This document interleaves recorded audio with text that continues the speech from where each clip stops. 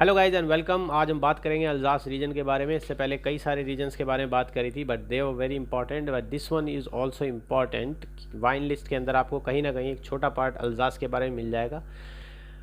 इस wine region के बारे में ज़्यादा जानकारी नहीं है, because we study a lot of Bordeaux, Burgundy, Champagne, all these things, but Alsace we normally don't know much about, but we will try to find out some facts about the Alsace in this video. So let's see. First of all, location को देख लेते हैं। location में it is on the north east of France, so northern side में है, और eastern side में it is located, this small piece of land, and it lies on the border of Germany and France. border के ऊपर located है Germany और France के, और जिसको ये सेपरेट करता है that is a Rhine river. इसके बीच में एक राइन रिवर है which is flowing from the Switzerland, start from the Switzerland and then goes through these regions, and finally it empties into the Atlantic Ocean. Atlantic Ocean में जाके गिरती है somewhere near the United Kingdom के आसपास, कहीं देख सकते हैं।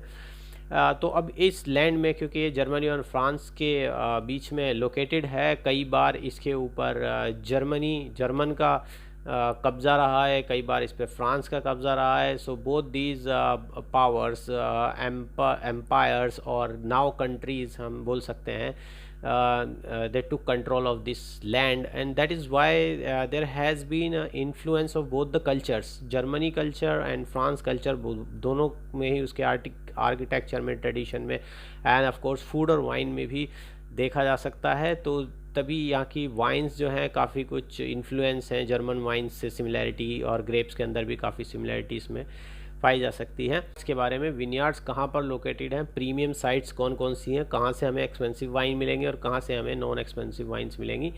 तो guys, most expensive wines are located mostly on the steep slope और foot hill of the Vosges mountain. तो ये जो माउंटेन है, इसके जो फुट हिल, जो लोअर माउंटेन है, उस पे जो स्टीप स्लोप्स के ऊपर लोकेटेड हैं, तिरछे एरियाज़ के ऊपर ये वाइनयार्ड्स लोकेटेड हैं। अब तिरछे एरियाज़ के अंदर we can not use any machine for doing harvesting और विनयार्ड वर्क, और ये काफ़ी डिफ़िकल्ट हो जाता है लेबर से करवाना, and it becomes very expensive.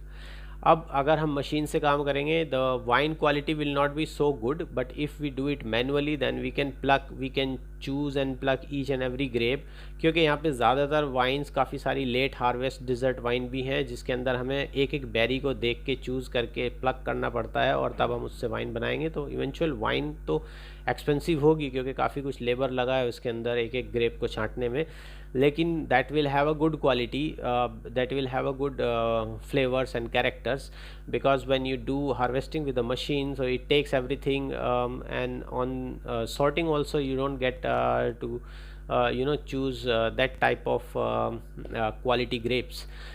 So ये है इसके विनयार्ड्स के बारे में। तो बात कर लेते हैं इसके वेदर के बारे में।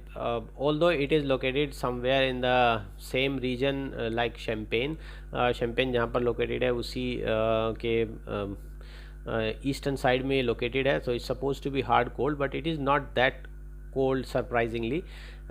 It is semi continental weather है इसमें, और rainfall is comparatively less, so it has a hot sunny days which help the grape in ripening.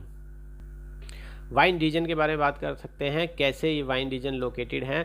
तो इसके अंदर 2 एरियाज़ हैं, one is called the upper Rhine and one is called the lower Rhine, which is Bas Rhine and Haut Rhine we can say. तो upper Rhine से मतलब है, upper is on the latitude, ज़्यादा height के ऊपर है। So the wine regions, the area which is located on the higher altitude, ऊंचाई के ऊपर जो लोकेटेड है, that is called your upper Rhine, and the area which is towards the flatter land, that is called the lower Rhine. अब इसके lower Rhine में हम देख सकते हैं few grand cru are located in this area. So comparatively अगर हम compare करें तो हॉट राइन के अंदर ज़्यादा ग्रैंड क्रू हैं। ग्रैंड क्रू क्या है? अच्छी विनयार्ड्स, अच्छे sites, good quality sites located हैं।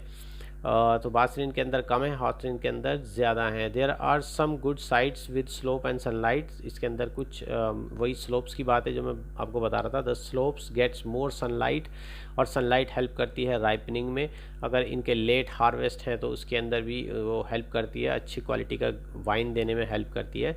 अपर राइन के अंदर देख लेते हैं। Best wines originated here. Of course यहाँ पे ज़्यादा ग्रांड क्रू हैं, 2/3 of grand cru vineyards are located here, so it is more premium, more slopes are there. Best vineyards are facing south east, gets maximum exposure to sun. So ये सारा सन का खेल है, जिसको ज़्यादा एक्सपोजर मिलता है, they get benefited from the ripening. अब ये तो हाल हो गया हमारे विनयार्ड्स का और इनकी साइट्स का कि किस किस तरह से वो लोकेटेड हैं। अब इनका क्वालिटी इनको कैसे डिवाइड किया है, एपिलेशंस क्या है, एपिलेशंस कैसे हमें पता लगेगा कौन सी वाइन ज़्यादा एक्सपेंसिव है, ज़्यादा प्रीमियम है, कौन सी वाइन अच्छी नहीं है, it's a regular table wine. So इसके अंदर 3 हम अलग अलग क्लासिफिकेशंस देख सकते हैं। One is the Alsace AOC, appellation the origin contrôlée, which is the full form of AOC. So if it is Alsace AOC, and then second we have the Grand Cru AOC, and third is the separate AOC that is for the sparkling wine, that is Cremant de Alsace.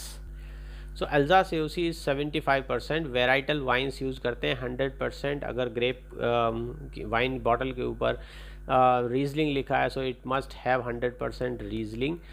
ये उसकी AOC controlling की regulations हैं। और इसके अलावा हमारी अल्जास ग्रां crew हैं। ग्रां crew के सिर्फ 51 प्लॉट्स अवेलेबल हैं, जो कि काफ़ी कम है।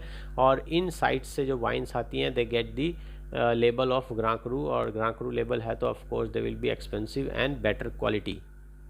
Then cremant de Alsace. Cremant de Alsace is the designation for the sparkling wine of Alsace. Cremant का मतलब स्पार्कलिंग है। अब क्रेमांत कहीं से भी हो सकता है, क्रेमांत दी लुआ हो सकता है, क्रेमांत दी रोन हो सकता है।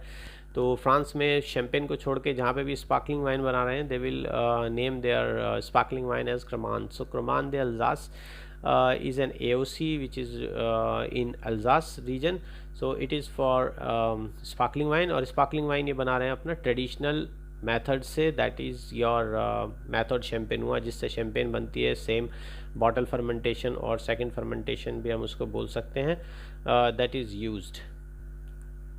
तो यहाँ पे हम देख सकते हैं कि AOC हमारी 74%। तो 74 wine production in France is under AOC, जिसकी AOC, अब कुछ वाइन्स ऐसी भी हो सकती हैं जिनमें AOC है ही नहीं, so we are not considering them, we are just considering the quality wines. So quality wines में 74% is the AOC application, and only 4% is the grand cru which is only 51 plots. So these are the most premium wines, and here we have the cremant de Alsace which is a separate part for the sparkling wine. So sparkling wine हमारी 22% जो AOC हैं उसके अंदर आ रही हैं। कुछ important points देख लेते हैं वाइन लेबल के बारे में। आप generally, as I told you earlier, that Alsace wines have the grape variety written on the label. So here we can see ये जो 2 लेबल हैं, दीज आर फ्रॉम अल्जास। तो अल्जास की वाइन्स हैं, Trimbach and Zind Humbrecht. So here we can see it is Riesling written here. सो Riesling लिखा है तो 100% रीजलिंग है। यहाँ पे मस्कट लिखा है तो 100% it is Muscat grape. Where as we can see here one is, for example, there is a Rhone valley wine which is Cote Rotie, and it is made from Syrah, but Syrah is not written anywhere. The second is the Chablis, which is from Burgundy region, and it is made from Chardonnay grape, but Chardonnay is not written anywhere. So अल्जास को छोड़ के आप किसी भी reason की wine को देखोगे, they will not write their grape varieties on the wine label, but Alsace is the only region in France which normally writes the grape variety on the label. दूसरा टर्म है Adelswicke. Adelswicke, if you see on the wine label, that means it is an inexpensive blend, it is not very expensive, so it is a blended wine. Gentil also you can see in some of the Alsace wine. So Gentil is also a blend, but it must have 50% noble grape varieties. This is the regulation of the Gentil. Next is the Vendange tardive. Vendange tardive basically is the late harvest. जब हम grep को plug नहीं करते हैं on the plucking time, harvest के time पे उसको plug नहीं करते हैं और काफ़ी टाइम के लिए उसको छोड़ देते हैं प्लांट के ऊपर, तो after some time it it start dehydrating, and it because it is on the on the plant, तो अगर आप किसी प्लांट को अगर प्लक नहीं करोगे तो क्या होगा, it will keep on ripening, ठीक है, keep on getting sweeter. So the same happen with the grapes also, they keep on ripening when they are not plucked on time, and the sugar level increases, and with this increased sugar level we make the dessert wine. So these dessert wines are called vendange tardive. The next we have selection the grain noble, selection of noble berries. Selection of noble berries, noble मतलब अच्छी berries, grape, अच्छे grapes को तोड़ना. Basically it is noble rot wines. जो noble rot के बारे में हमने, it is a kind of grey rot, it is a kind of fungus which punctures the grape skin. Grape skin को puncture कर देता है और ग्रेप को डिहाइड्रेट कर देता है. उसका जो अंदर का वाटर है that reduces and remaining it is a sweet grape. Then उससे जो हम वाइन बनाते हैं that is called the SGN wine or noble rot wine. So these wines are very expensive because the process is very difficult, and in some year only we can have these wines when the weather conditions are ideal. So it must have a humid weather, and after that it must have a dry weather, so that this fungus doesn't goes uncontrollable. So it must have a particular level of fungus. So then only we can make the dessert wine or noble rot wines out of this. In France also we make this type of wine in Sancerre and Barsac. अब grape varieties देख लेते हैं. All the variety label Alsace AOC wine must contain 100% of stated grape. ये हमने discuss कर लिया था कि अगर ग्रेप वेराइटी कोई लिखा है तो it must have 100% of that grape varieties. अब इसमें देख लेते हैं कौन कौन सी ग्रेप वेराइटीज़ हैं. Normally 90% of all the wines are white. So जितनी भी वाइन है अल्जास के अंदर 90% वाइट वाइन्स हैं. रेड वाइन्स बहुत कम हैं, सिर्फ एक ही ग्रेप है पिनो नुआ जो कि एक रेड वाइन ग्रेप है.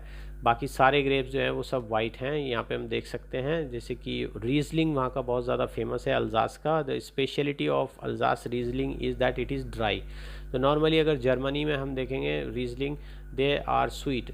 रीजलिंग ग्रेप का मतलब ही ये है कि that usually have sweetness, but they make dry रीजलिंग.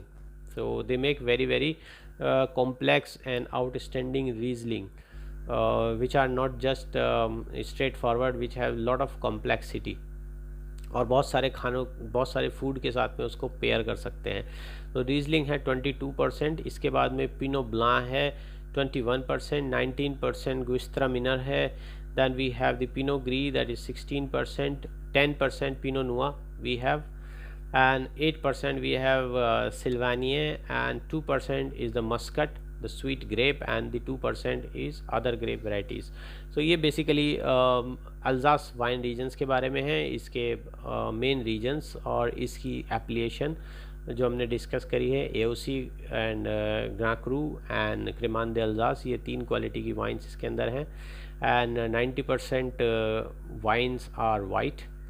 Okay, and they write the grape varieties on the label, and other than this we had discussed some terms of these wine labels which are important to know. Thank you so much.